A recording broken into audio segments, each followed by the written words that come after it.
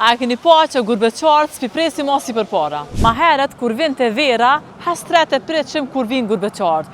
Krejt bre u gëzojshim, edhe rrugë ndoket u gëzojshin. Ata djemë e vajza që e marrën në rrugën e gurbetit nuk shkuan për qejf. Shkuan për të ndihmuar familjet e tyre, për një jetë më të mirë, për të mbajtur gjallë shpresën. Çdo orë pune, çdo sakrificë, çdo lodhje e kishte një qëllim, familjen, Kosovën. Edhe sa udhtojnë me mijëra kilometra, e presin me orë të tëra në përkolona, vetëm që të vinë në vendlindjen e tyre, për mest, për familjen, për vendin që nuk hoqën kurrë nga zemra. Po shpesh, po mdoket që na nuk pi presim as sikur përpara. Ndoshta sepse na i kena bë punë pak më mirë, apo i na mësuar na sill gjithmonë, ose ndihma atyre mos po na duket kur gjë.